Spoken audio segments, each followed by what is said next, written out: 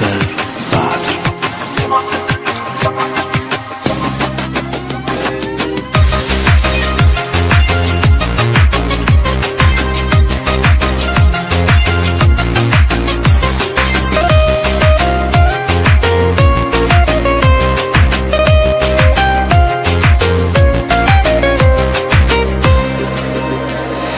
دلم برات تنگ شده نیستی کنارم، هنوز باور نکردم تو رو ندارم.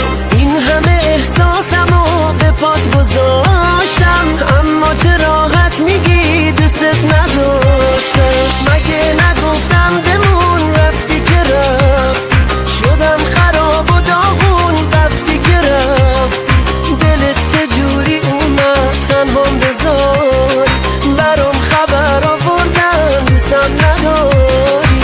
عشق ما اشتباه بود خودم میدونم، اما وابستت شدم من نمیتونم که بی تو یه گوشه تنها بمونم، شب و روز با گریه برات بخونم.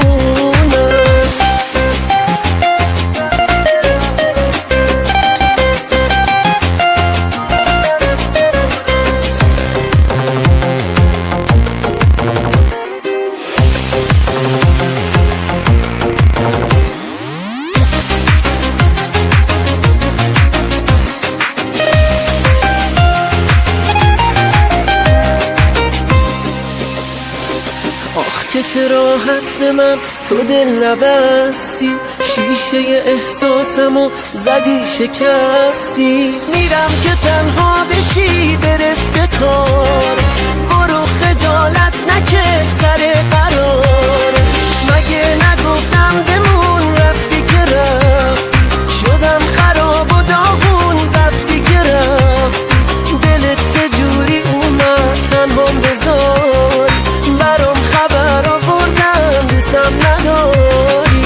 قصه هر دوتامون حالا تمومه، این همه خوبی کردم